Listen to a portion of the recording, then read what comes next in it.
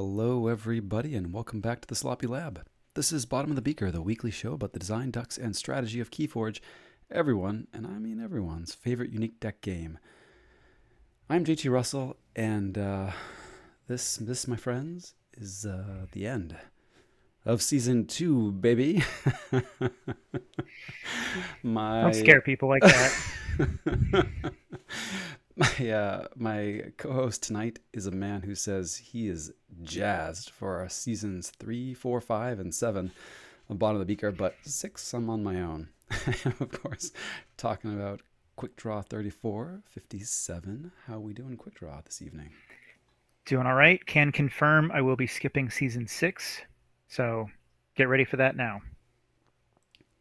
On the elevator of Bottom of the Beaker, when you go to punch floor number 6, it's kind of like 13. It's just not there. You just got to go right from 5 to 7. That's right. Yeah. And welcome, folks in the chat. A clog and a floxamal. I have a song playing in my head. Orion floxamal. You know what song it is. If you don't know what song it is, go check out Floximal's latest stream. His latest 2 streams. They should both be up there in the VOD. There you go. There you go. Well, we won't spoil it here. Although I may start humming it at some point. I don't know. Chances are good, especially if we keep the whiskey flowing. Quick Draw, and we do both have a beverage of sorts. Cheers to you, Quick Draw. This We is a do. celebratory evening, as it were. Yeah. Cheers to season 2. Cheers to season 2. Yeah, so this is going to be the last episode of the season. This is number 90. So it's a pretty round number there, I guess. Mm-hmm. Summer coming up, a lot of travel in the future for us, and just difficulty lining up schedules. So we thought this is a pretty nice time to finish it out. And so we'll give a little recap of our favorite episodes and moments from season 2 here. And then I'm assuming, just like last year, we'll take a break, a short break, have some interludes between now and season 3, come up with some more material. Um, last time we said we were gonna use the hiatus there for us to come up with more ideas, and then we got like a week away from season 2, and we're like, oh shit, we don't have any ideas here. So we will do better this time. Let's say like respite or something. Hiatus is kind of a dirty word. True, it does have some loaded meaning here in Keyforge land. Yeah, Keyforge land. Yeah, Um, dirty word indeed. Indeed. yeah, Yeah. You know what? This time, Quick Draw, I've got some like scheduling things mapped out to help us with the content generation and planning out season 3. So I feel good. I feel about as good now as I did at the end of season 1. About all the work we would do in getting ready for the next one. Yeah. I mean, I felt an improvement season 2, didn't you? I mean, chemistry Yeah. wise and preparation wise, I thought we picked it up a little bit this season. Always improving. I care a lot less about where you are in the absolute sense, and as long as the trend line's moving up, and I think we did a lot of improvements, so that's good. So this is a worthy capstone celebration episode, as it were. Cheers, cheers indeed. Cheers. I see you have up on the stream right now in the background Westfall of the Seasonal Gully, which is a clever name for the episode, the Seasonal Gully. I like Mm-hmm. that. Mm-hmm. Yeah, the interludes are definitely the seasonal gully. Although I will share, and Floximal in the chat will really appreciate this. The interlude inspiration came from a series that we both enjoy very much, which has interludes between the main parts of the book. And I'm like, oh yeah, that's a great thing for between Bottom Beaker episodes. So maybe we'll do three interludes. I don't know. We'll put our heads together. I actually did look at the calendar just before we hopped on, and I think if we stick to roughly the same interlude schedule, that would put us back kicking off, dropping the first episode next season right around end of August, like 21st or something. But won't make any promises just yet. But thereabouts, I think. Um, Yeah, that would be good timing as well, since currently speculation is that Ember Skies is going to ship in September. mm-hmm. Um, very early, unconfirmed. That's kind of what was in the game found, and so that's subject to change. But that might line up pretty well for us to have some Ember Skies content by that time. The chat saying more sloppy, less sloopy. I'll take it. Sloopy down, sloppy up. Yeah. Um, Depending on the night. Interestingly enough, Yeah. yeah, Sloopy did not enter the lexicon until a couple months ago. But I think you and I would probably both agree season one was a bit more sloopy. Mm-hmm. Um, Mm-hmm. but season two more sloppy, so that's good. Very good. So let's imagine. Let's put on our imagination caps and say to the person who's just tuning in for the first time to Bottom Beaker right now, and they're like, "Oh, this is great. They're going to waste an episode of fluff." Maybe they can give me some guideposts where I should go back and look. Like, what were some of their favorite episodes from the past season that they could pull out of the archives and jam to really sink their teeth into season two, Bottom Beaker. Um, I got a few of my favorite picks. I think you do as well. First off, though, I think we really should say a big thank you to the guests who joined us in the lab over this past season.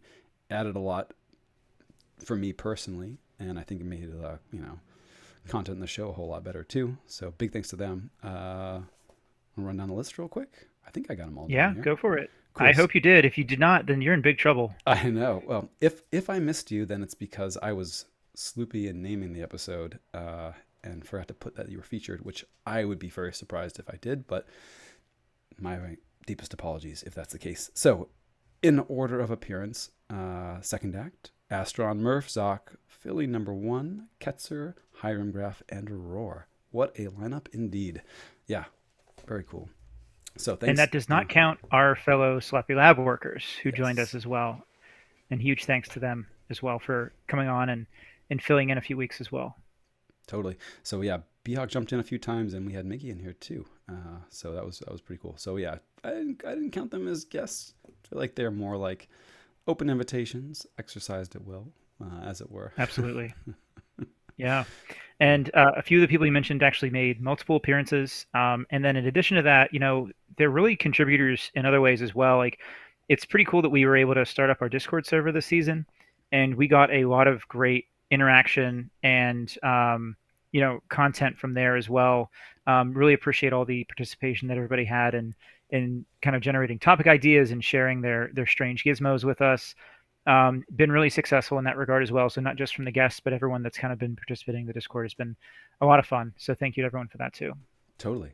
And on top of that, right, we had our very first debate, cross-cast debate, which Murph, which was mentioned, joined us for on our side against the Warcast folks. So I know it would be cool to do another one of those next season. But yeah, totally. This was I know we were reluctant for a long time to start a server, and I'm like pretty stoked with how it's been going. So that's been a big plus. Yeah, and Fabulous thing over there now actually starting up his own league. So it's really like the first league run through the server, which is pretty awesome. Like, I had envisioned running leagues there for a while and just didn't really have the time to put it together. So huge thank you to Fabulous thing for asking to use our space. I'm very happy to host him there. So he's running the rotisserie draft there, which just wrapped up the draft of all of the decks in the Master Vault eligible to be drafted. And every person drafts two, and it's just a large. I think it's a. Is it a bracket? I don't remember if it's a bracket or if it's a round robin, but um, some really spicy decks drafted. Kind of seeking out like what is the best deck in KeyForge in that regard. Going to be more seasons to come for that. So if you're not in the server, we will drop an invite to the server in the show notes. You can check out the Rotisserie League that Fabulous Things runs. Hopefully, more leagues in the future as well. Totally. I'm not participating in that league, but I have to say, it's made for some very good, like, spectating and popcorn moments. Just seeing what folks have drafted, what decks are being played. I was on the fence. I was like, do I want one of my decks to get drafted, or do I want to be like, because then you're like, oh, I should probably win more. I was really hoping that one of my decks for sale got drafted. Give me some Ah, publicity or something like that would have been good. But alas, none of my decks for sale or otherwise were not good enough to be drafted in the 2 rounds. mm-hmm. No, next season, quick try, you can jump in and draft your DT decks. You know, I thought about just being like, hey, I'm just gonna like jump in at the end, last two picks, two DT decks. Let's see how it goes. indeed. And yeah, welcome Murph, and yeah, Floxamal. I'm very excited to see how it shakes out. Very cool to see how this kind of micro meta has developed. So yeah, we'll see where it goes. But kudos to them for getting the league up and running, and it has made for some good popcorn moments already. And I don't even know if any for matches have sure. been played. No, not yet. Everyone's favorite part of any fantasy league is the draft. So Yeah, cool. Well, all right. So our esteemed guests have been thanked as they are due, and much appreciation to them. Please come back and talk with us again. And what else we got? We got some picks, some of our own favorite picks. Maybe we could just touch on what those were, give folks something to dig out of the Wayback Machine and spin up for a listen. If you got any yeah, comments, yeah, on them too, now. one thing before we get into any actual picks that I liked is you were talking about like what if someone's brand new to Bottom of the Beaker and they kind of want to know where to get started. What I actually like that we did, and we did this in season one as well, but I think we kind of hit our stride a little bit better with it, is that there's different like types of episodes, different categories. We obviously do the double-sided artifact episodes. We do a lot of episodes that revolve around game design, which I think is interesting for a lot of people. And then more of like the Keyforge, like deep strategy talks, which I think is great too, obviously. And so it's interesting because like there's these different sort of paths or trajectories that various episodes can take. And so if you're into game design, there's like a bunch of specific episodes you can listen to on game design. I kind of just like that, that we were able to kind of have these themes follow us along the entire season. So, not to get too far ahead, but as I was thinking about how we could plan some of the content for season three, yeah, I was almost thinking maybe we make those tracks a little bit more explicit and say, okay, well, let's get five design topics. You know, five. I'm not sure. Things that would encompass, lore and gizmos and whatever else. Five double-sided artifacts, and kind of line those up and see how they look. Not that we would hold to it, but I really do like having the different tracks for folks to explore. Keeps things fresh, and maybe some enterprising lab worker or researcher would want to like catalog those and put them somewhere on a fancy schmancy website. I don't know. Maybe that'll be you. Maybe there's a running joke. There's a running joke that my name is somebody in my family. So whenever somebody has to do something, it's like we know who somebody is. Yeah, they are smart. Yeah. I've learned that as well. Anytime you need something done, I know exactly who to go to. Oh no. Well, I am making good progress on a gizmo that's been on the shelf for a while, so I'm excited about that too. I'll Ooh, share some that's progress a updates surprise to soon. me too. So I don't even know what that is. So Mm-hmm. Mm-hmm. Yeah. Well, cool. Yeah, good enough. yeah. So I came up with a list. I think it looks like 9 episodes I wrote down. I don't have them organized by these tracks that we talked about, but really just in chronological order. Do you just want to go through that, like kind of share some of our favorites that way, and just go back and forth? Sure. I have a list of five. I made my top five. Although I will caveat by saying that um, I would put above each of these all of the episodes where we had guests, right? So I didn't call out as favorites any of the guest episodes. I didn't want to play favorites, as it were. But certainly the episodes where we did have guests on rank very highly for me, and I think are places where I'd point anybody to for sure. So I limited myself to the non guest episodes for my list. Yeah, definitely fair. It's always fun to have guests on and hear different perspectives and kind of freshen up the show a bit. But I hear you as well. Um, I had a couple of them on there, but in following your lead, I will Mm-hmm. I leave those out. didn't mean to shame you. They all get a special All right. star. Uh, well, let me start with one that was just a fun one. I Okay. guess we can call this an honorable mention, but for me, it was a lot of fun. Was the pet peeves episode? Um, I know B Hawk had said afterwards, he's like, "Man, Quick Draw did not do himself any favors on that episode." I just want to be very clear. I have no regrets. I have no regrets whatsoever about sharing my pet peeves and some of the words that shall not be spoken. Um, that was just a fun one. I had a lot of fun that night. I had a lot of fun with that too, and I've had a lot of fun with it since. I And think although most have. I'm going to call you out though, Quick Draw, even as we were getting ready to get on here, you said autopilot, but I guess autopilot is not one of the words which shall not be spoken. Yeah. It's yeah, that's a very different definition than pilot. Okay. Like pilot means you're flying an airplane. Autopilot just kind of means you're mindless and you're just going through the motions and you're just kind of, clicking buttons. They're very different things. Okay. Okay. I'm gonna So let it slide. totally different. I'm imagining the Vanilla Ice meme where he's like talking about how his song is completely different than Under Pressure. Yes. Yes, They're exactly. completely different, totally different. Yeah, I'm with the chat. But all right. All right. Very good. Well, I'm just gonna auto sweep to the next one, you know. Not a thing. Not a Not thing. not a thing. Okay, cool. Well, I'm gonna throw one out there, even though my list is a little bit shorter. But uh, I had the lenticular design and complexity plus the reprisal on my list, so I had a lot of fun going through those.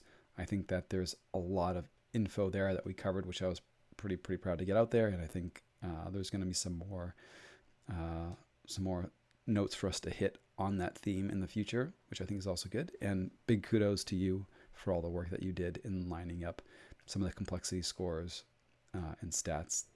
We leaned on a Aurora spreadsheet for that, but you did a lot of legwork in the ratings for the various cards and such.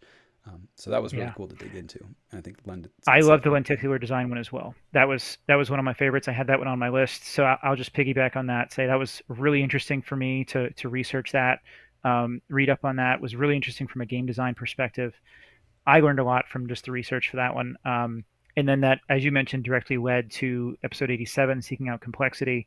It really inspired me to dig into that, and I really loved the engagement that I got from the complexity scores as well. And again, like you just mentioned, shout out to Aurora. She made the spreadsheet to kind of calculate and aggregate the scores of like whatever you wanted, whatever dimensions you wanted to do, and then kind of let you import your deck CSV and calculate that for you, which was fantastic, an amazing tool. So shout out there, thank you for doing that. Was a lot of fun. Yeah, I definitely really enjoyed the complexity and the lenticular design episodes for sure. Right on. And we'll put links in the show notes to all of these episodes as well as all of the episodes where guests are featured.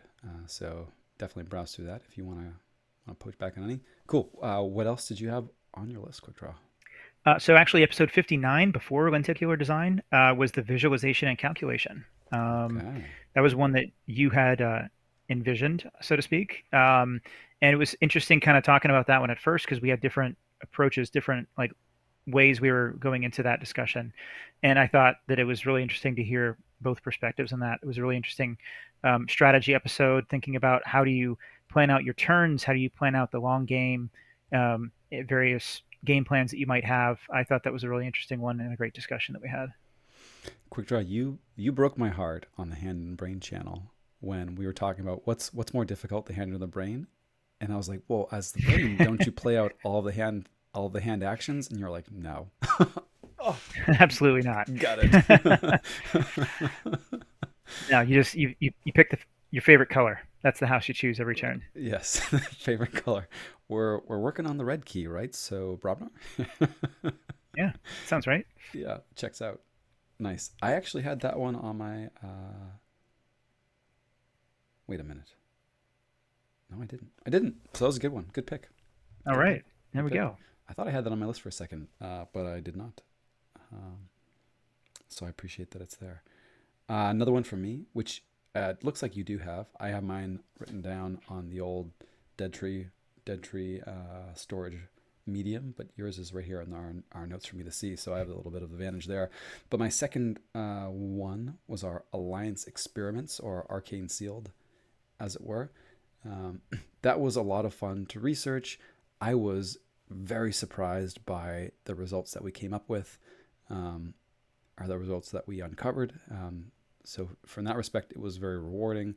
Just going through the exercise was also super rewarding, and I think also just kind of validating on some of the like feels that I had, but was worried would not be, borne out by the data, which was just kind of nice. But anyway, a lot of great engagement around that too. I think folks really latched onto the ideas, which was fun, and it was just kind of a blast to work through. Yeah. Yeah, I love that one too. As you said, it's on my list. And just for the sake of holding us accountable, like what I really loved about this was that we put a lot of like research and data into this to kind of show and tell a story and test a hypothesis. And I would love it if we did more of that in season three of, these numerical calculations and things like that. Um, any kind of homegrown spreadsheet, we're all suckers for spreadsheets. It was really cool to do. Totally. All right, cool. What else you got on yours? So episode 67, this was a episode that we released before we had really, discovered Grim Reminders in detail. This one was on recursion and Keyforge, and I would love to go back and listen to it. I haven't listened to it since shortly after we released it, but I'm really curious how our takes on recursion hold up now compared to before we had really played a ton of Grim Reminders. I do recall being very um, cautious about how recursion can often break games. And I'm going to go back and listen just to kind of verify that that's what I actually thought beforehand, because I really think that everyone's seeing the amount of recursion in Grim Reminders is really, spilling over into what people refer to as like the solitaire of Keyforge, where you have these turns where you just loop everything and you keep taking things back to hand and you keep playing it, and that's the recursion. And so I kind of want to revisit that episode specifically just to kind of hear how our takes held up. But yeah, that's I think that was a cautionary tale that I think may have been a little on point if I'm remembering correctly. Yeah, I don't recall exactly what our take was. I didn't have this one on my list, but I think it's a good one. And I recall exactly us saying that yes, using the graveyard as a resource has historically been problematic for games, and too much recursion can definitely lead to oh some highly consistent but very linear like game plans for decks, which can be problematic, right? Especially, I don't think we went down this path, but especially for a game where your deck it's not 60 cards, but it's 36, and yeah, there are fewer duplicates than in other games, but even still, yeah, a boo showing a third of your deck and then having a lot of recursion tools is a different beast entirely Mm-hmm. than even what some other games are used to. Though I'm going to caveat that now, or balance that against now by saying that I still think that some of the mid-range GR decks out there are just a blast to play, and when it's not 3 or 4 copies of in here somewhere, or double target and Winds of Death key abduction, right? It does open up the door, just the right amount of recursion does open up the door for some very very rich and like highly complex gameplay. Um, and I guess maybe that's roughly at the level of like you'd see in AOA or something, but or to have traditionally seen. But yeah, I think we were a little bit anxious about how that would play out, but worth a re-listen. Absolutely. Yeah, and I'm with you on the strategy of mid-range GR. It's just like when you get to the top end stuff. Um, you mentioned multiple in here somewhere. It's like in Winds of Death. Like those are the ones that everyone talks about. And if you didn't have these decks, and Well of Memory should be up there as well, for what it can do. If you didn't have this very specific targeted recursion, the strategy offered by this set is incredible. And Mm-hmm. if you have the recursion in limited amounts, it really tests you as a player, to make the right decision for the right situation. But on the other hand, if you're just playing a Winds of Death double key abduction deck, you get to one key and you just empty your deck and play Winds of Death, and you're going to win the game the next turn. There's like usually nothing your opponent can do about it. Like those game plans aren't as strategic as I think a lot of the mid-range GR decks can offer. So there is a lot to explore with this set when you're not looking at the top 5% of So Archon decks. you and the KTL are playing a Grim Reminders deck in the adaptive seat that has some recursion elements to it, and I think those enhance your deck as a choice for adaptive, in the amount that the recursion is showing up. In the amount that the recursion is Hmm. showing up, it's not at the level of yeah, my decisions don't matter because I can get my pieces back.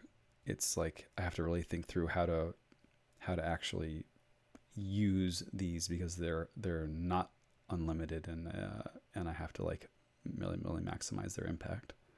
Yeah. I mean, that deck that I'm playing can set up these sort of not infinite, but like recurring loops turn after Mm-hmm. turn, being able to do the same thing.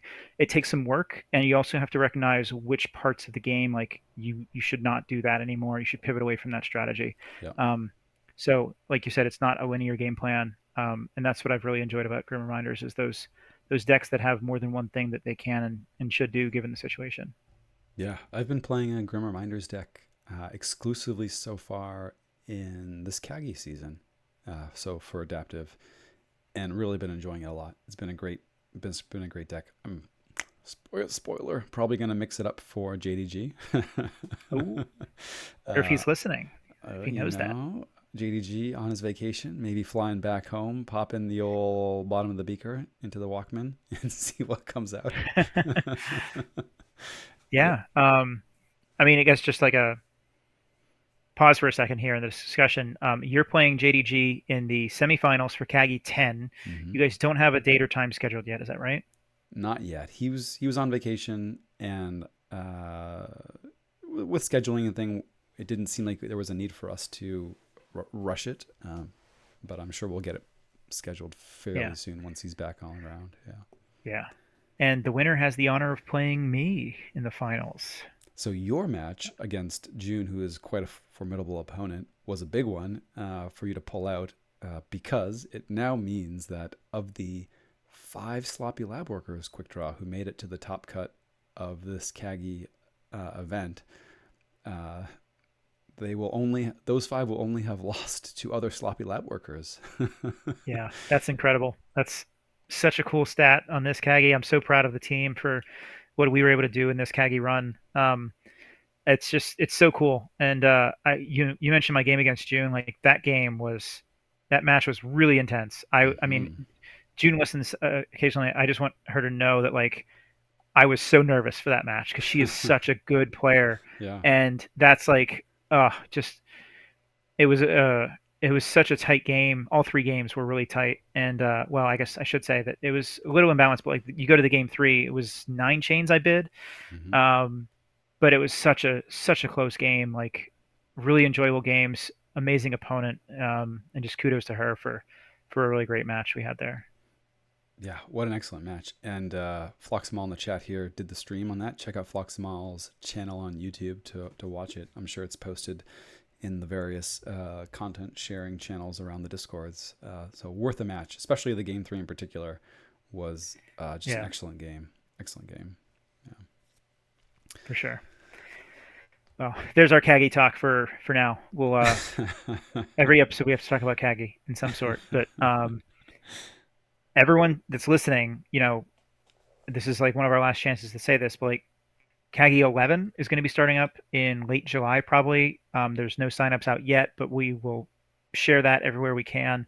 I want to make it the biggest Kagi yet. It's going to be a blast, and I know there's been a lot more people enjoying adaptive lately. And so I hope we can make Kagi 11 the biggest one yet.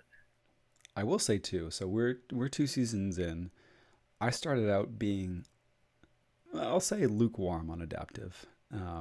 Certainly before, um, certainly before joining up with you sloppies and playing a lot with Not Tonight, I was not super hot on adaptive, and I've really come around on it. And the content and the topics that we've like worked through the last couple seasons have really grown to love it. So Kagi in particular has always given me like great games, great bang for the buck in terms of enjoyment of the game.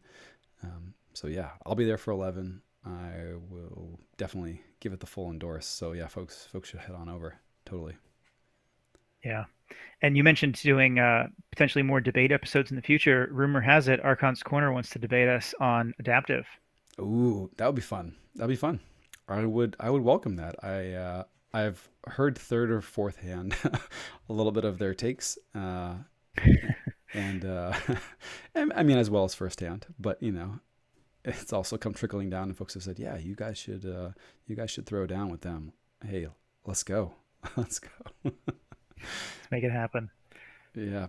Bagging of sand. Oh yeah. So there's and I should say welcome Josh, welcome architect, welcome to Cloggin. Yeah, or welcome back from Lurkin. I don't know.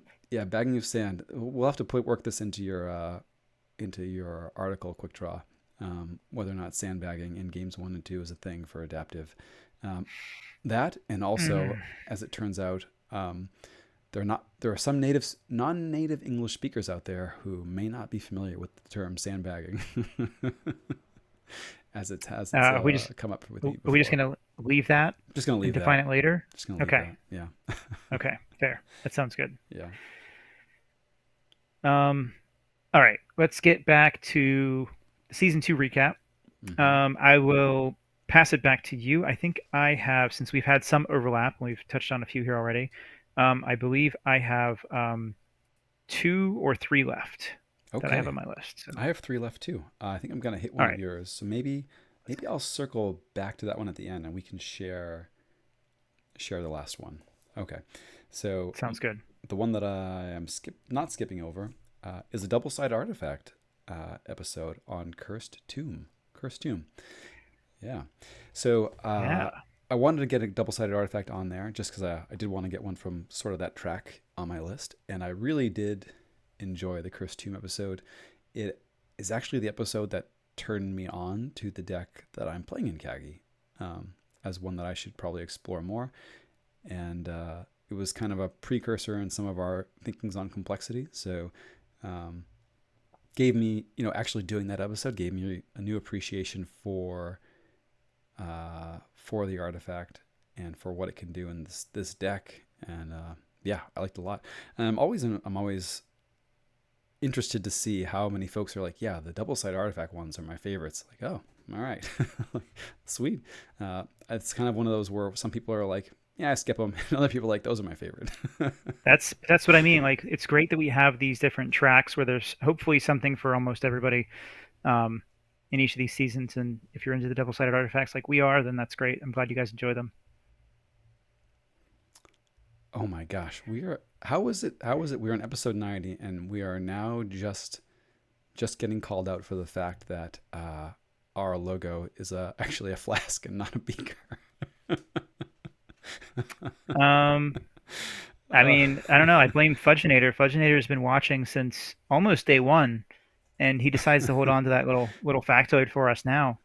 Um, but I mean, the logo is really like the sloppy lab work logo, whereas like you know, yeah, I don't think there's any I protest Fudgenator. I don't think there's any irony or contradictions going on here. yeah, yeah. Bottom beaker just has such a better ring to it than bottom of the flask. So we went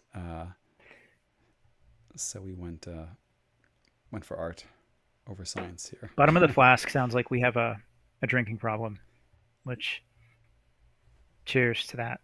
I don't know. We don't. Um, yeah, sorry, Fudgenator, I've definitely mentioned to you before. I don't remember that. I'm sorry. He's mentioned it before, but we're calling him that now. Nice. Hey, Chat GPT says it checks out. Yeah, what can you do? Yeah.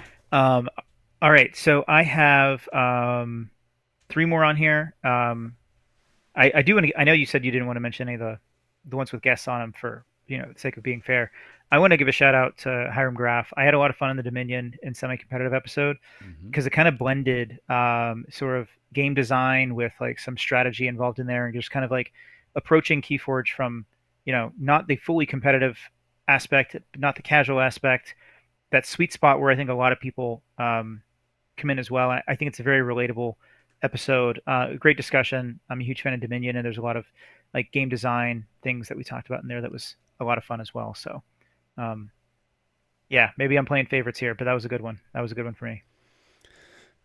Enjoyed that one a lot too.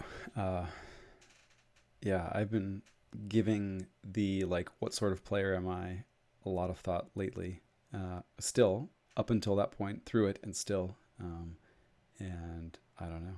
It's a topic that's often on my mind, and I think it's going to be one that we maybe revisit. Definitely has notes of it resonating in some of our more recent episodes as well, which Yeah.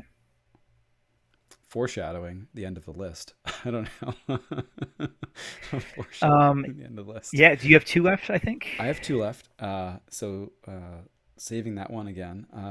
My penultimate fave pick here is our experiments number one. Experiments number one. Hmm. You know, sometimes you just gotta remember you're not taking yourself too seriously. Not that we didn't take this episode seriously, we did, but it was a lighter episode where we didn't go all on one topic for an entire hour or however long we generally ramble, right?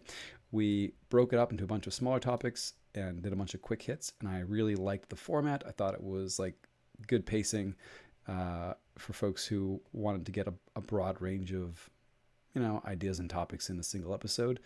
And I'd love to do some more of those. Would definitely encourage folks to like send over some ideas, even if they think they're not like a full episode meaty sort of topic. Just like, yeah, we'll throw this in the old mailbag.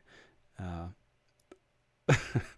you saying that you have fun? Absolutely reprehensible, Fudge. Yeah, every once in a while, the old Quick Draw and I have a little fun doing the bottom of the beaker. What can I say? Yeah. The serious episodes are a lot of work. We need a break every once in a while. Mm-hmm. Mm-hmm. So we shamelessly coerce the folks in the Discord to give us content. Yes, and not only give us content, but come on the show and carry us Uh-huh. every once in a while. Oh yeah, And they do. They all succeed in that. So absolutely, absolutely. I think we like owe Murph royalties for season 2 or something. I'm pretty sure. he was on a lot. We had Murph on a lot, and also we don't have it scheduled yet, but there will be another Kagi Statties episode happening sometime in July.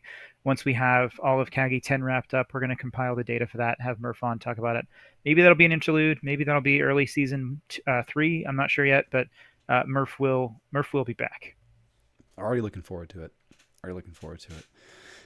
I'm I don't know. We'll have to save you the okay, never mind. I was gonna do a little trash talk, but I'm just gonna be eating my words maybe, so I gotta get through JDG first. Yeah, that is JDG, uh, man, is another player that I do not want to face in adaptive. Even though Not Tonight put it best the other day when we were talking about this. Not Tonight said, like, I forget the exact words, but basically, like, you almost know what JDG is going to play, and it doesn't matter. mm-hmm. Like, that's how good he is. And I am glad that you and he were on the other side of the bracket for me because, oh man, he's a very tough opponent. I had to go through him for Kagi a couple seasons ago too. Oh yeah, I mean, like he's gonna play Chandra, right? I'm gonna play him in the next week or so. I'm like, yeah, he's gonna play Chandra. I'm gonna sweat about what to bring and play against it, and he's gonna be like, whatever, dude. I'm gonna crush you anyway. Yeah, Glad you did all the uh, prep. You yeah. know what? If he shows up with something other than Chandra, that will be like the highest compliment I could receive. So I'll take it. Yeah. Not only that, I mean that's like totally in your head. You know what I mean? Yeah. Like you're thinking like there's a 99% chance he comes in with Chandra, and then all of a sudden it's like a random AOA deck that we didn't even know JDG had. And Mm-hmm. it's like, I can't wait. I can't wait to watch that one. Hopefully, I can catch it. I'll be on vacation for a bit, so you guys will probably play that while I'm on vacation. But I hope I can still watch. Right on. Well, I'm sure it'll be recorded one way or another. So be some juicy adaptive waiting for you either way. All Yeah, right. I like Sweet. it. So you had one more before the one that I think we had in common. Yeah. So the one before we recap it, this I'm gonna touch on episode number 74. What's the deal with Archon? The Seinfeld episode. This one was kind of a turning point for me because um, it allowed me to kind of be more comfortable expressing how I felt about the game, like positive and negative. Mm. And I think it was very, just, I don't know what the right word is, maybe cathartic for me to, be able to say, like, you know what, I don't like Archon anymore. Like, it was, it started a little bit with Woe, and I didn't really have, like, the comfort level to just come out and say that I didn't like those kind of formats, but I feel like since that episode 74, I've been able to enjoy the game a lot more, exploring the parts of the game that I enjoy, um, which has been really good for me personally to be able to do that. So yeah, I look back in that episode as kind of a good turning point for me. Hmm. Right on. I mean, I enjoyed it a lot. I know it was one that you were like, yeah, this is. I don't know if I'm. Well, this is going to be a moment of catharsis or liberation. So that was nice to do, and I think it resonated with a lot of folks. Resonated with a lot of folks. I've been really enjoying Point Cap that Aurora's put on, as well as the Newton League that she's running now too. So that, along with Kagi, has given a lot of like outlets for some middling decks. And by the way, I really like this current take on Newton that Aurora's running. So how it works, right, is you bring one deck and you're like, all right, this is the deck I'm bringing, and then I'd say, cool, I will bring a deck knowing what you've already selected, and the idea is that I'm gonna hopefully match it in power level. So we're gonna have two tight games, and then play a Newton match, which is best of two, right? An Archon game and then a reversal game, and maybe we tie, maybe we get there's a 2-0, but there's no game three, Hmm. and that's been really Yeah, fun. and it has been good. I played two matches already, both 1-1 ties, but they're interesting because, like you said, traditional Newton, you would both pick the deck simultaneously and you have to kind of guess the meta correctly. But the really cool twist that she put into this one is that one of the players it's chosen before each round is the one that chooses the deck to play, and they share it. And the other person sees that benchmark and they get to match that and play something that hopefully is an even match and provides two competitive games, which so far has been great. Like both of my games so far have been 3-2 both ways. Mm-hmm. So very close games, lots of room for like agency in the players to win both games. It's out of two games, small sample size, been very successful to me. Yeah, this is probably the closest that any format I've played so far has come to one that's always been kicking around the back of my head, which is the don't be a jerk and bring a deck that you'd bring to play your like friend who's just starting Keyforge but knows other games format. So it's like, yeah, bring it, but your goal is to uh, have a close match and not have a blowout, right? Like every other format you play that's Archon, with the exception of Adaptive, um, like the incentive is for you to bring a deck such that the gap between my deck and your deck is as wide as possible, right? And so Hmm. like if I'm doing it right and I have the means, then yeah, I'm pushing for as little chance for you or as little chance for there to be a close match as possible. And what I've really appreciated with this format, right, the Newton, this take on Newton especially, and then also Kagi, is like the incentives are there, are lined up for there to be a close match, and that's just like such a cool thing about those formats. Yeah, Yeah, totally agreed. Um, Great take on it. Looking forward to more of these leagues over in Time Shapers. right on. So our final pick, which I think we have in common, uh, and is kind of fitting in theme to be having built up with the others. So my last one was the "Are You Too Competitive" uh, episode. Yeah. Yeah, same for me. Mm-hmm. Mm-hmm. This was episode 88. Just a couple weeks ago, we did this one, and I think you had some stats that you'll share later on what the most popular episodes were so far this season. I think that one will be there eventually. I think it's really just about um, it being pretty fresh and hasn't had the chance for a lot of people to discover that episode. But I think it was really great because um, uh, the emphasis there was really on finding a healthy relationship with Keyforge, whatever that is. And I think people have just been so frustrated with kind of the state of the game lately that I'm really proud of what we talked about there to kind of just encourage people to find out what you love about this game again and focus on that. To me, I think is one of the most important things. Yeah. Well said. Well said. All right. Cool. Well, I'm gonna move us along. We got through our top five list. Uh, is good, and I'll put the notes the links to these in the show notes. A couple other things that might be nice to look back on and reflect. What are some of your hopes for next season of Bot on the Beaker, or maybe Keyforge in general over the next year or season, as it were. I have some thoughts here. If you want me to start, or if you got something you want to kick off. Yeah, No, you go first. Well, let me hear about your thoughts for next season of Bottom of the Beaker, and then I can kind of copy your ideas and yeah, pretend like they're mine. very good. So some housekeeping things, and maybe these will be probably things that we tackle in the interludes. But some stream updates. We to be candid, like look at the audio as like the primary export, right? The podcast version, but love and absolutely cherish getting to like share the recording with the folks on the chat. Like honestly, having the folks here on the chat adds so much to the content. It's like, yeah, it would be, I don't know. Some of the best content comes from that, to be candid. So like, yeah, we're like looking to produce the audio, but like, hey, the some of the best stuff is what comes up when just from the fact that we're recording live with the folks here sharing it with us, and like that's super precious. And I want to like make sure we're giving that streaming experience as much love as it deserves. So some updates there, and I'm looking at some folks who who may be here that I maybe hoping to lean on. We'll see. I don't know, but possibly shake up the intro and add some outro music. I don't know. Could be a thing, especially on the stream. Like it's dead silence right now until we kick off. It might be nice to get some music in there. Better layouts and things. Those are kind of some housekeeping things that'd be nice to do. But in terms of the actual content itself, more guests. Love to get some more folks on here. Bring some folks back who are interested and get some fresh faces as well. And then one little nugget on topics that I'm not really sure yet where to. I'm gonna need some hashing out.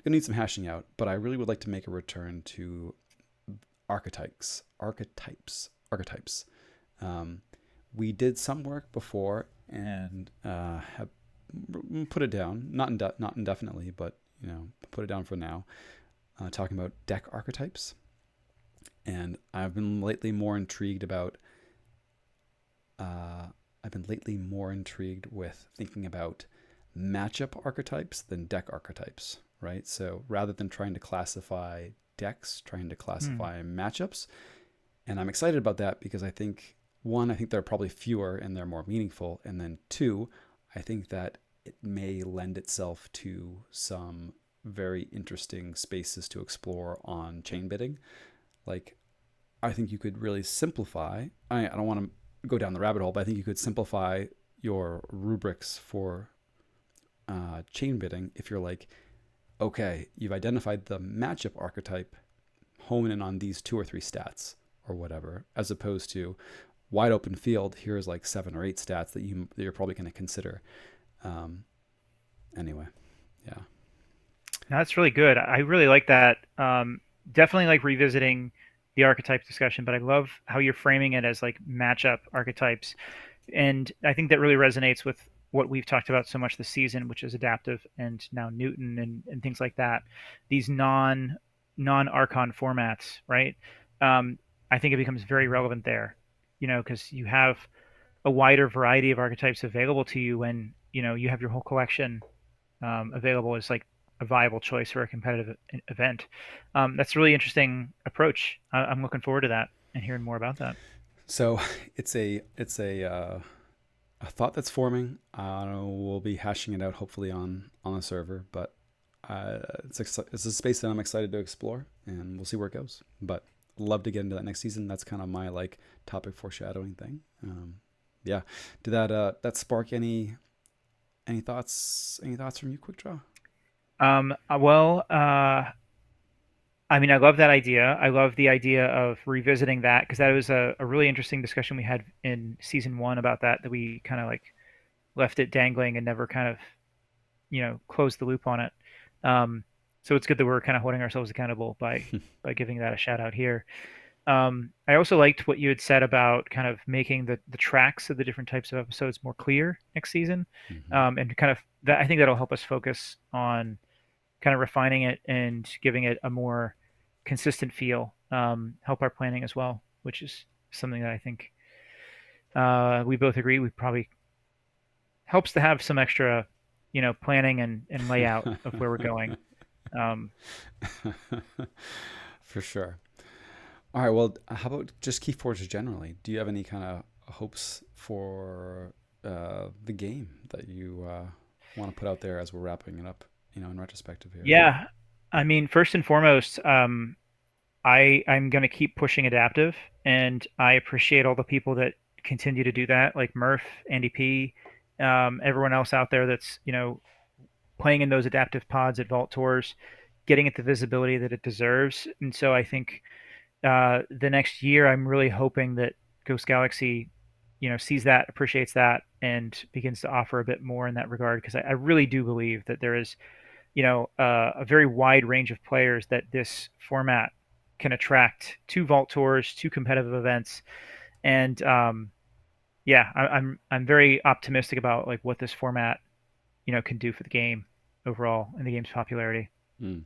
Certainly, I think that straight up Archon is core to the game and very important that it be healthy and Hmm. thriving and all those things. I'm going to echo what you said and say that one of my hopes for the next year is that we get not just more IRL Keyforge out there, but also a chance for some of these formats that can be very sweaty, but still encourage you to find bring decks that are going to match your opponents in power level. Like I was saying, Newton or adaptive really rewarding you for meeting your opponent in power level is just kind of a win on so many levels. And yeah, seeing those getting played at the grassroots or on a big stage, whether however it's getting run, I'd love to see some of those for sure. Yeah, definitely. Worth mentioning Amber Skies and any future expansions. What is it called? Tokens of Change, I think. Mm-hmm. And then what's the Vision? What's the other one called? I was just smiling and nodding at Tokens of Change. I think that's the right one, the name, but I I think, don't want to be yeah, there's wrong. been a few nicknames. I think it is Tokens of Change, but then there's like something with Chat'll. Chat'll help us out here, and then we'll edit this out. It's something to do with visions. So there is a lot of Keyforge on the horizon, and really hoping that, from a design perspective, these sets can hit it out of the park and kind of find my sweet spot again for what I like in Keyforge, which is like, you know, the depth and strategy and decisions that you make every turn, and the not overpowered aspect that we had in Grim Reminders. So, um, prophetic visions. I knew the chat would come through for us. I'm glad I read Foxamal's suggestion and not Cloggins. Um, Cloggins is not the correct answer to that. But yeah, there's so much Keyforge on the horizon, and I'm excited to kind of see where it goes in a design perspective because there's so many different ways that the game could go from design. For sure, for sure. And oh yeah, Floxmall keeping us honest too. Also, more mutations coming, right? So we got a few sets coming down the pike. Yeah. Uh, yeah, Josh keeping us honest, right on. And I guess my other kind of hope is right, sort of in line with this. I I would welcome, I would welcome some sort of a set rotation, in part offered for high level OP events, premier organized play events. I don't think it has to be for every single one, but I think it would be a healthy thing for the game if it were introduced. Um, yeah, yeah, yeah. Well, I don't know if I agree on that one. Mm-hmm. We had that debate with the Warcast Reforged. We did. Especially with in the context of Grim Reminders, if you have rotation, if it's just talking, say, like the last three sets, for example, Mm-hmm. um, the rotation's not going to do anything as long as Grim Reminders is still there and the future sets after it aren't as good. It'll just allow people to continue to play Grim Reminders in these Archon events. Um, I think one thing that I think would be interesting, though, and rotation could be okay for this too. Um, I've I've been thinking recently about how this game kind of could have two tracks, right? Like you could have we'll call it the Archon track, and we'll call it the Alliance track. Mm-hmm. And within those tracks, there are going to be three formats or three variants. I'm not sure what the correct technical term is between those. But each of these tracks will have um, a play your best deck format, so a triad or just alliance. Put together three pods into one deck. Second being sealed alliance or just sealed. Pick one of three, and then the third being adaptive. There was an interesting question asked recently in our server. I think it was in our server.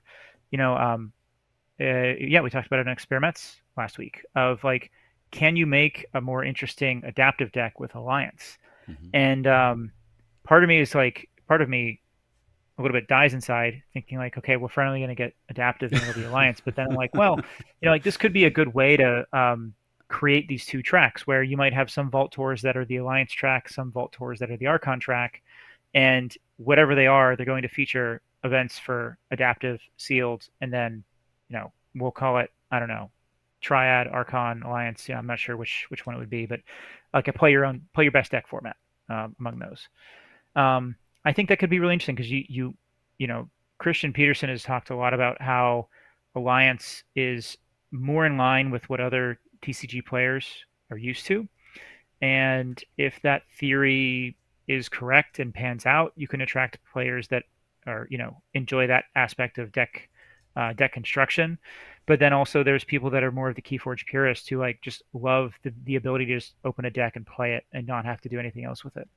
Um, but I could see those two tracks being, a long term, big picture um, sort of competitive circuit. Hmm. Some options there for sure. Some options there for sure. Um, yeah. Without rehashing, without rehashing the debate in full. Yeah, that sounds good. That sounds good. Yeah, it's a good suggestion, Clogan. Sealed Alliance Adaptive. Let's make it Sealed make it happen. Alliance Adaptive. Interesting. I think we would have to call it Unified Sealed Alliance Adaptive, just to get a fourth word in there. But yeah, Or indeed. we could just call it SAD, SAAD, for Sealed Alliance Adaptive. Adaptive. Oof. Well, they're not putting you on the marketing team. They may be hard up for marketers, I'm but fine with that. I don't know if it's happening quick I'm draw. fine with that. Yeah. Okay, cool. All right, sweet. Well, that kind of rounded out my list. I don't know if you had any others that you wanted to get on there. Other than that, maybe we can cap this episode with just a rundown of what some of the most popular episodes were Yeah. for the past season. So I did a rare thing and popped open the stats for our cast from the platform that we use, and was like, yeah, what do we have for some of our top most listened to downloaded episodes, and I got those for you in case you were curious. But we'll put these in the links as well, just to so you can give it a click and pad the stats some more. Uh, so in reverse order from 10th to most listened to.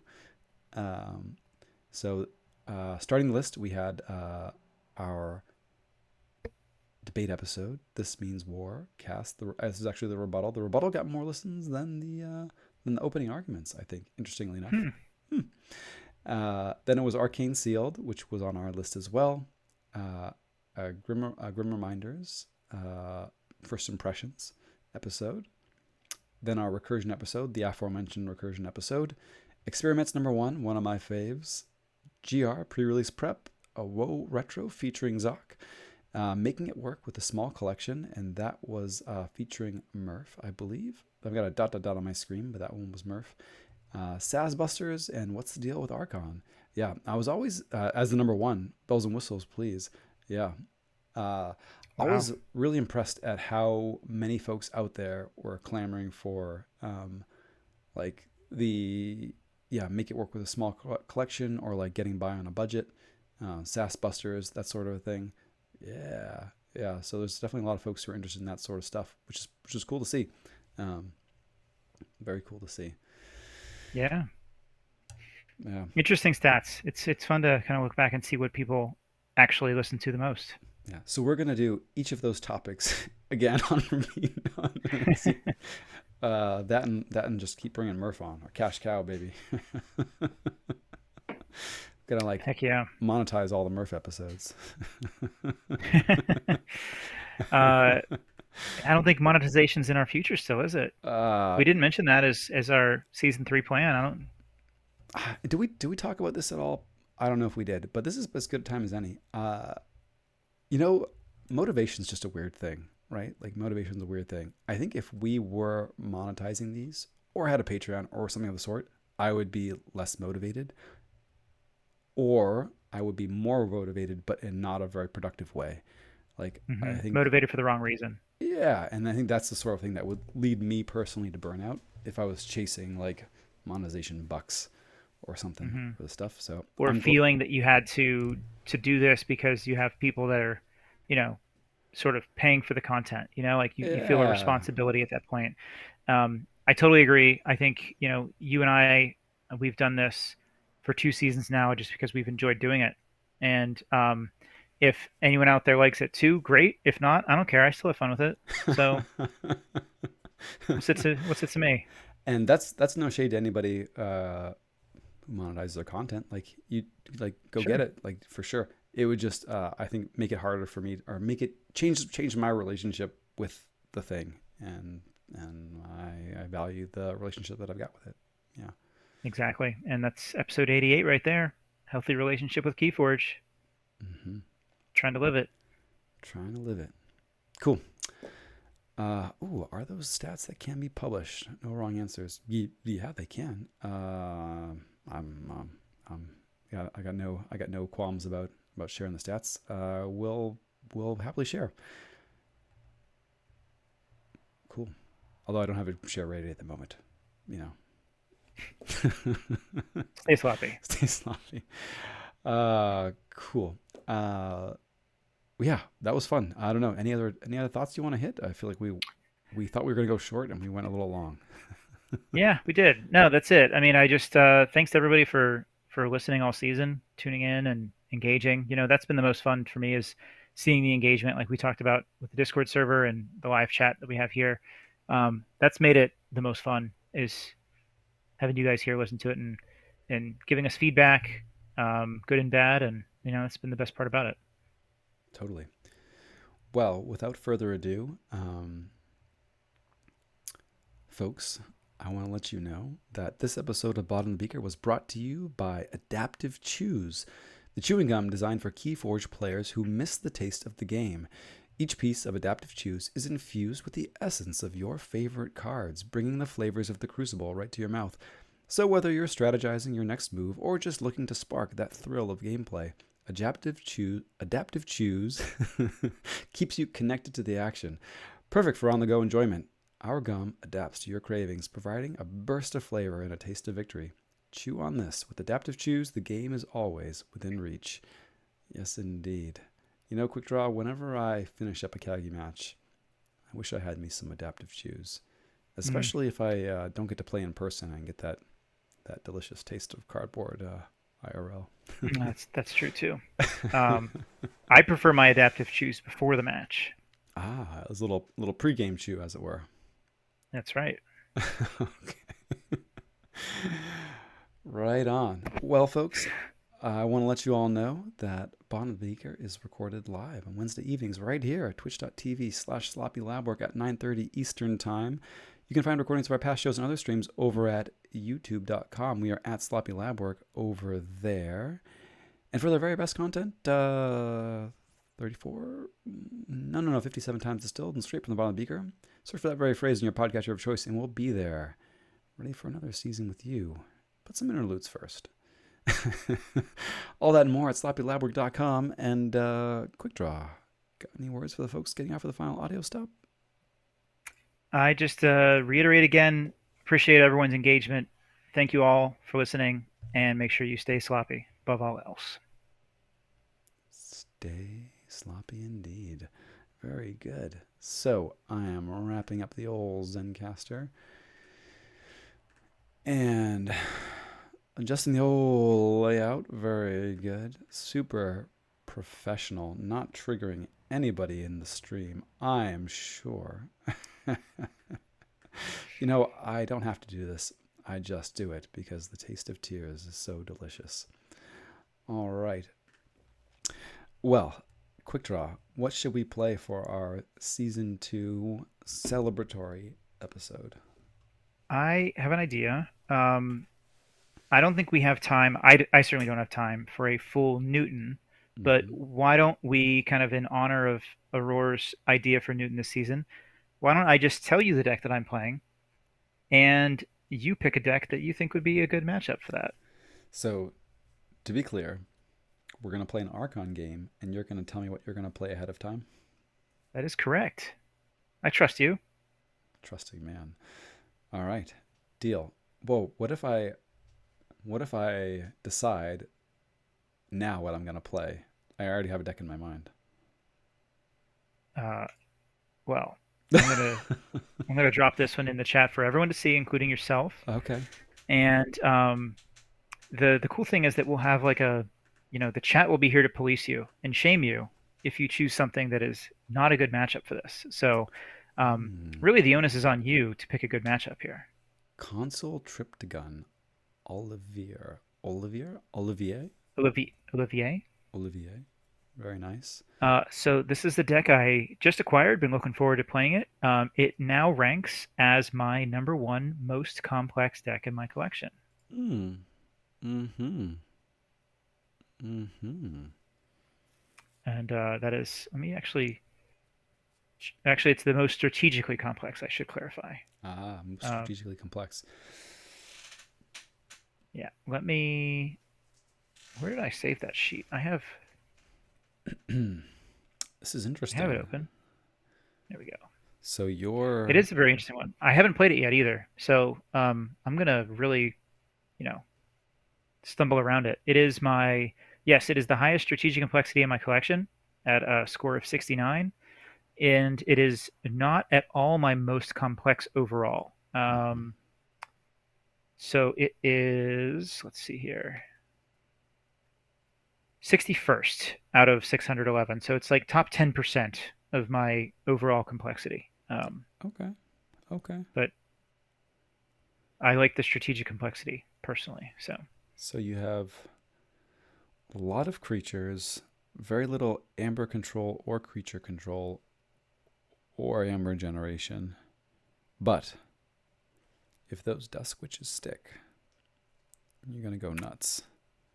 gonna go nuts. Gonna have some Hmm. suboptimal turns for sure. Not knowing what the heck to do with it.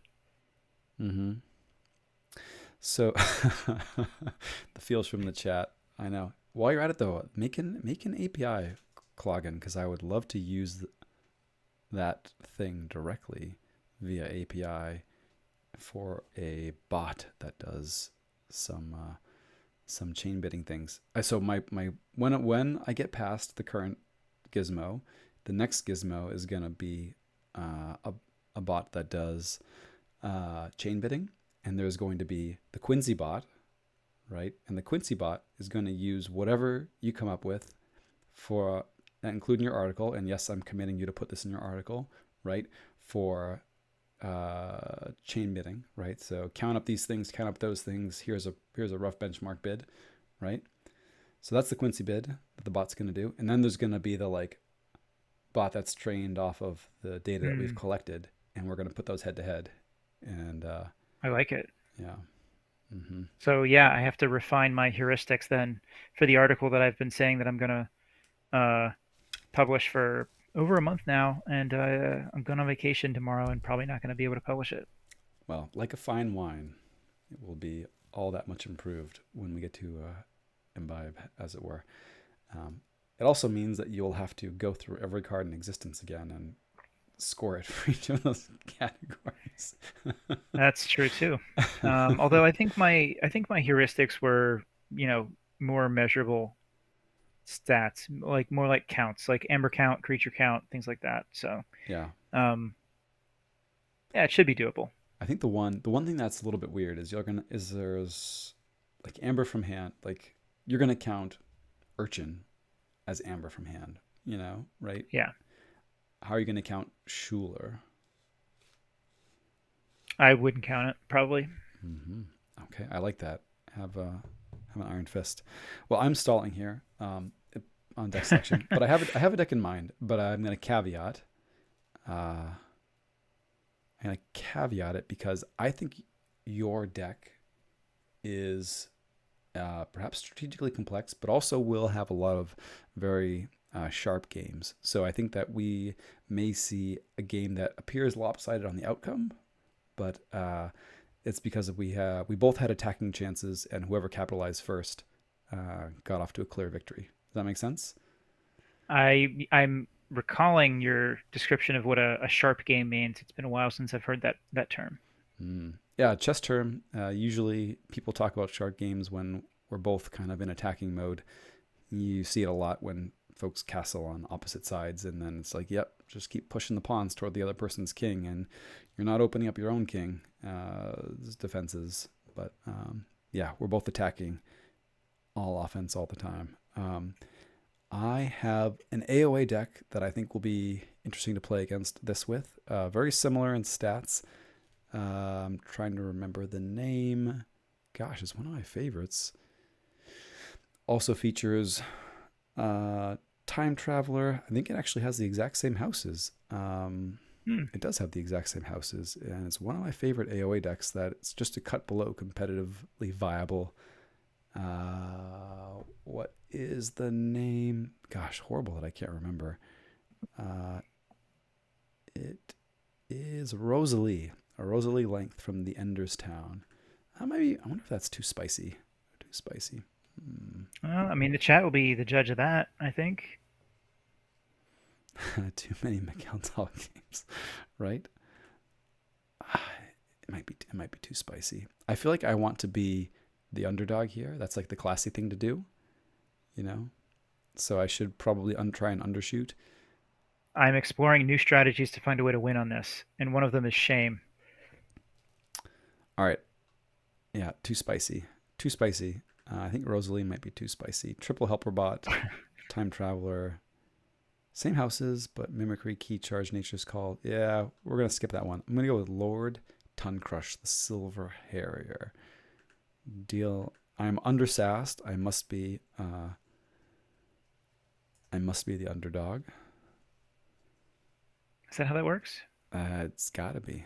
If the chat disagrees, then this has been a setup. All right. Game up and beginner, I assume. Of course it is. Unless I got disconnected already. Nope, we're Nope, good. it's there. Lord Tonic Crush, the Silver Harrier. 50% win rate. Look at that. Perfect for a friendly match between co hosts. All right. JT Russell will go first. Good luck, have fun. Good luck, have fun. So we got 7 Sanctum creatures, most with armor. Got double Hysteria, double Dust Imp. We got double Nature's Call. We got punctuated. We both got a punctuated. That's good. Very nice. All right. Um, not enjoying this opener, so I will throw that back. Oh, my hand has too many good cards. Quick draw. I send it back.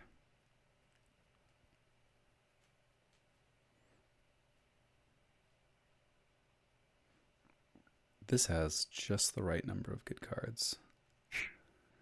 All One. right. Let's see if you got the old unlock gateway, I guess. Hmm. He doesn't care. Hmm. Quick draw don't care. I've been locked out by Tesmal to you too many times. Um, Everyone loves a good stream game where the co-hosts just sit there for 20 minutes and one of them's like, "Yep, still can't play cards." yeah. I didn't want to spend it already, but you probably have a Hysteria in hand, so I think I have to.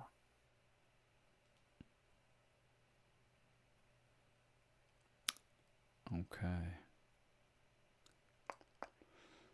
Hmm. All right, I'm going to take a quiet turn and just play a Hadroth's Wall. If you say so. Let's get that time traveler. Shuffle that unlock gateway back in. Mm-hmm. Can't have too much Draw a few board control. cards. Okay. There we go. Unload some Logos Duders, as you like to call them. Easy does it, quick draw. Let's not get carried away.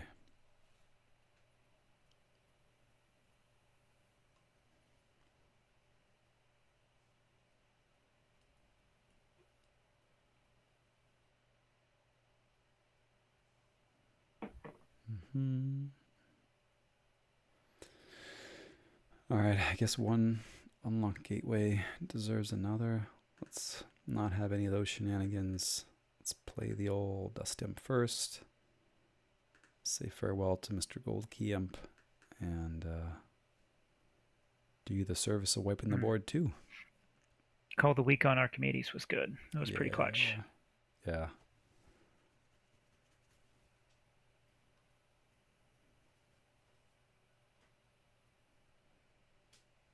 Hmm.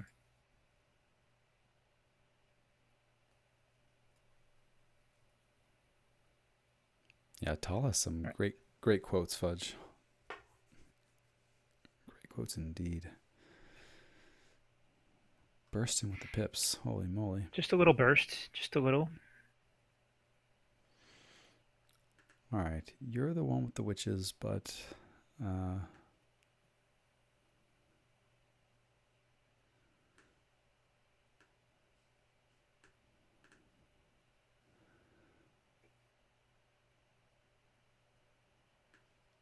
I'm going to play one of mine. We'll see if this is well advised or not. How could it not be? Indeed.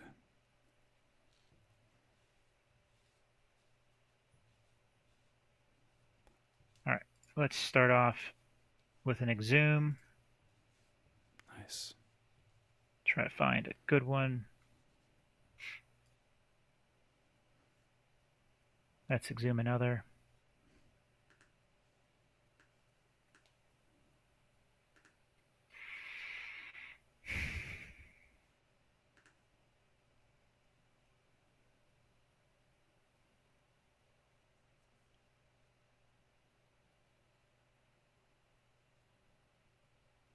Yeah. And these guys, I had one mind to not play them, but let's just play them. No, it's cool.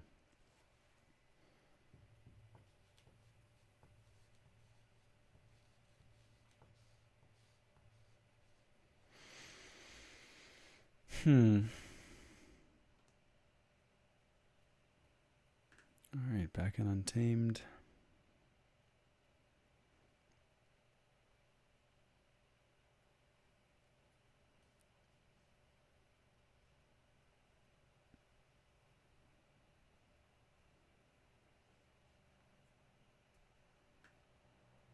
Play a ready Grove Keeper. Reap. Mm-hmm.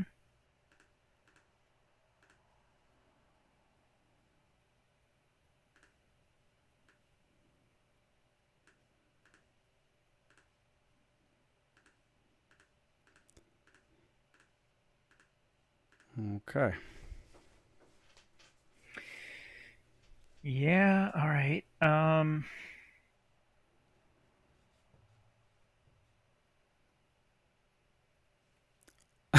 into Logos here. Got an Archimedes there.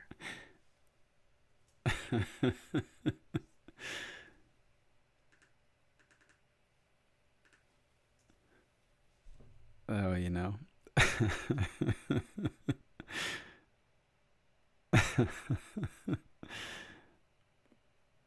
I haven't seen a witch. That's disappointing. Indeed. Oofa doofa.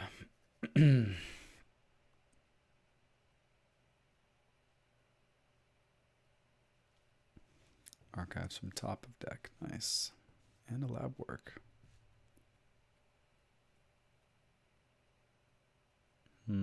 Okay, that's a key. I'll take it.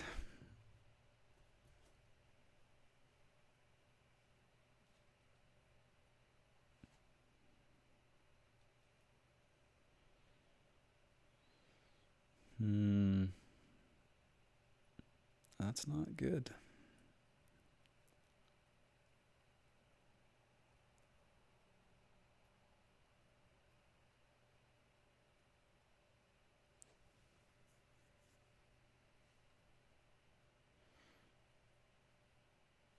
We're going dis here. This one's for you, Cloggin. Gonna get the old Pit Lord down. Pit Lord's gonna fight into the Time Traveler. Hysteria. Discard the Pit Lord. Gotta get a fight. Okay, that means that the Dusk Witch is gone for now, which is pleasant to see. Mm-hmm.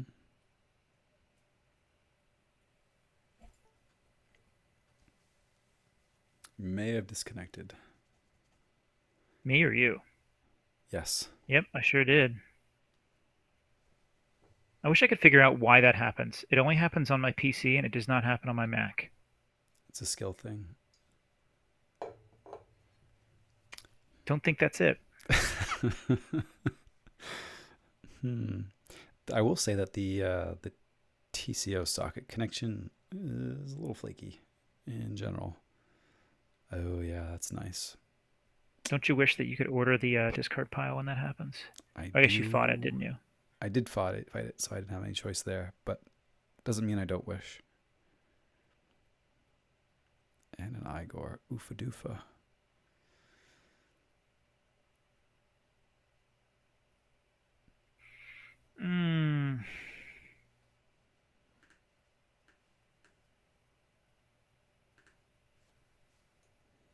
That sucks. Oofa doofa.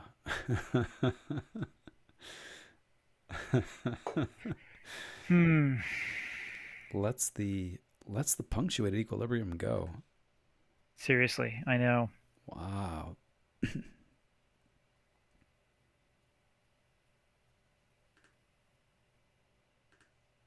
For an unlocked gateway? Huh. We'll see. All right. Back to Untamed we go. The Grove Keeper's gonna get some friends. Mighty Tiger has to shoot that Sutterkin. Sure does. Sure does. Yeah. But that's okay. You're still gonna get some value. Unfortunately.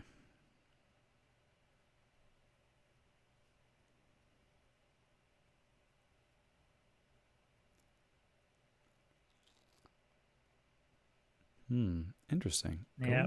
Dis. Okay, so have it to was just unlocked. handle the witch. Yeah. I took the unlocked with the Igor. I couldn't pass it up. Not with 5C. Knowing that a witch was coming back, so and man, these draws are really unusual and not really what I'm looking for.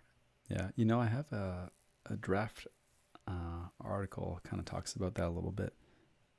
Though I will say I have yet to put any Sanctum. I've yet to call Sanctum once, I think. Turn 8. You called Hadroth's Wall. Yep. That quiet turn. Which I'm not sure why you did that, but you did it. I did it. Yeah, it may not have been a super great play.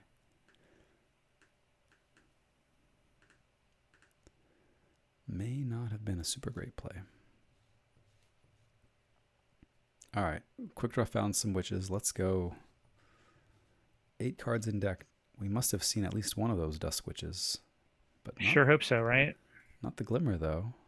Glimmer would have loved. No, I really wish I had the Glimmer. That's what I was really hoping for. There was a Glimmer.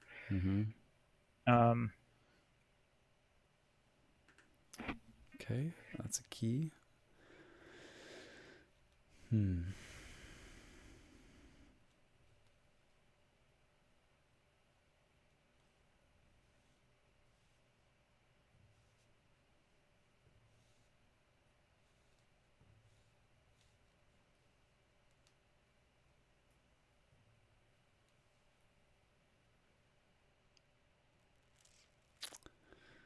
Okay. We'll go untamed. Exhaust your untamed duders. Uh,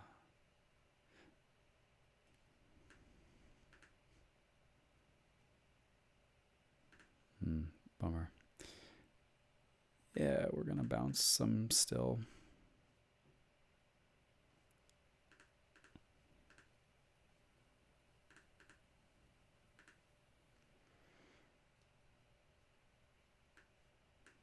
Play this Amber Spine Mongrel in my own Nox. And yeah, we will use this guy. I think the chat would say I need to fight. But before I can reap there.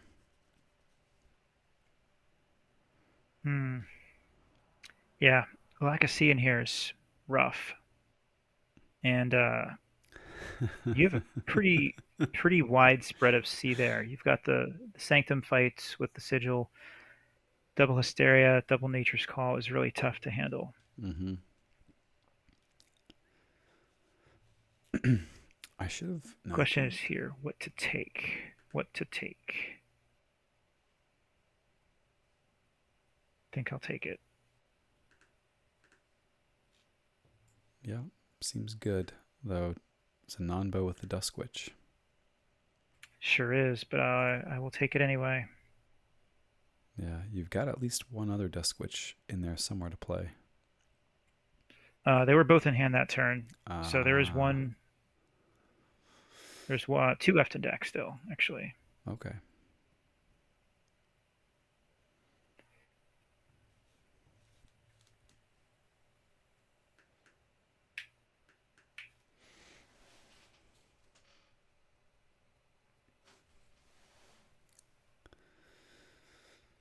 Well,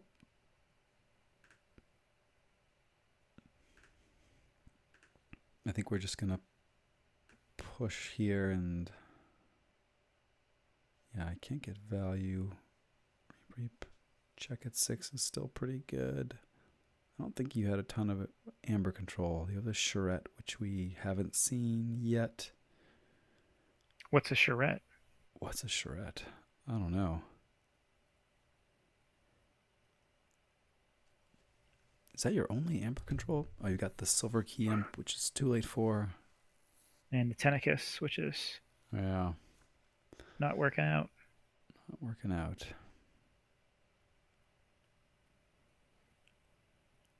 Okay, so 6 and 7 are about as good. Um,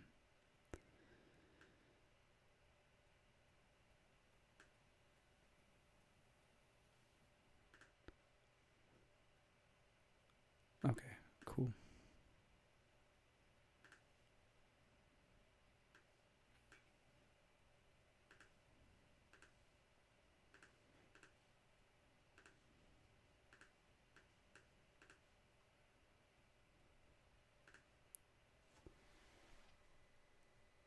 I got a key. Mm-hmm. Plunder. You think so? All right. Well, tell me the blunder. I'll bite.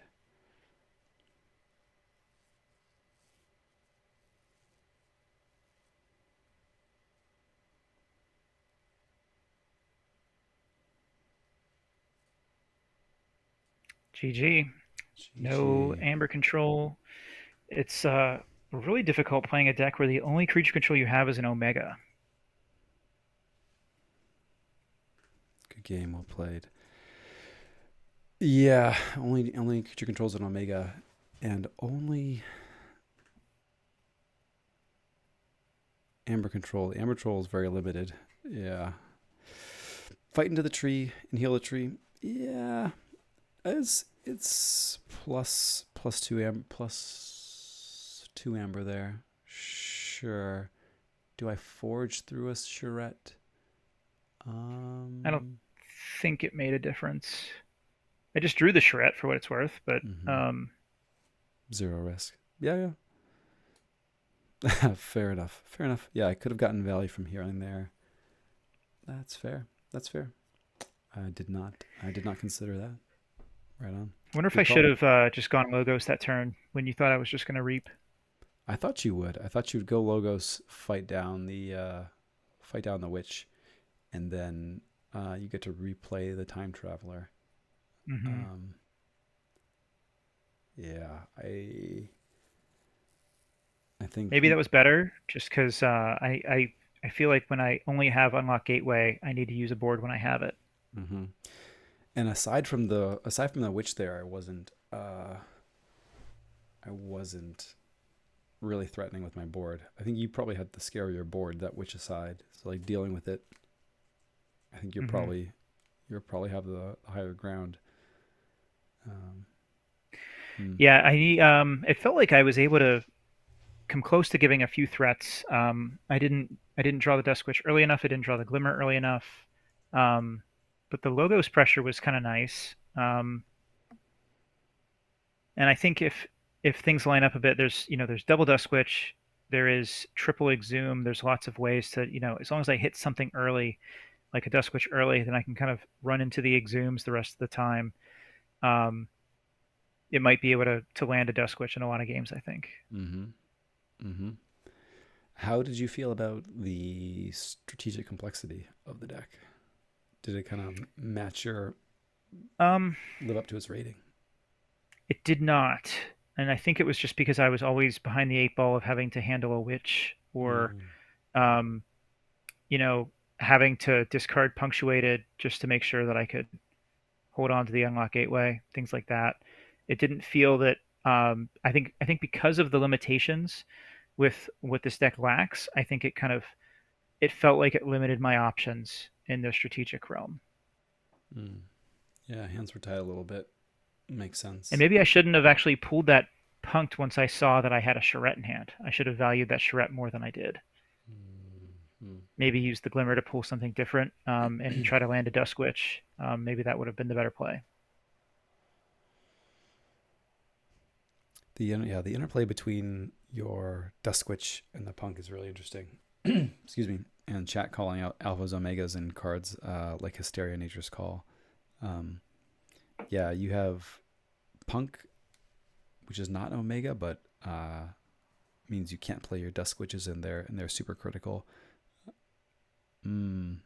Exhume has a What I similar interaction because Yeah. you're gonna wanna exhume a Duskwitch often, and Mm-hmm.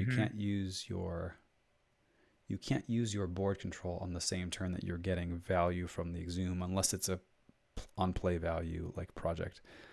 Oh, do you have Nature's Call? No Nature's Call. Mm-mm. Mm, Nope. No. Literally, the only C is the two unlock gateways. yeah, yeah. Yeah. There's some cool lines though with like Song of Spring to shuffle a Dusk Witch from hand into deck, and then play the punked to draw back into it, and then play it. So there's some lines around that. Like there's ways to do it. Um, yeah, it's a fun one. It might be a good adaptive or Newton deck, but the limitations on the creature control really put me in a corner. I can see I can definitely see that strategic complexity coming to bear for this deck in an adaptive or Newton match. Like feeling having some reps, feeling comfortable with how you navigate the omegas, how you navigate things like the punk, and maximizing your board control can be like super pivotal. Yeah. Hmm. Yeah, So then the question that matters from this game, did I do you dirty in my deck selection? I don't know. What does the chat think? Uh, I think you picked a good matchup. I think it's same number of peppers. I'd say is fair, but I think you picked a good matchup for it, just with the amount of creature control you have across houses. mm, This deck was actually one that I picked up. So secondary market deck. I think it was because just really enjoyed the Nature's Calls and the Hysterias, and then the Punk working together was kind of fun. It's a lot of Thought disruption. a lot of disruption, and the Hysterias with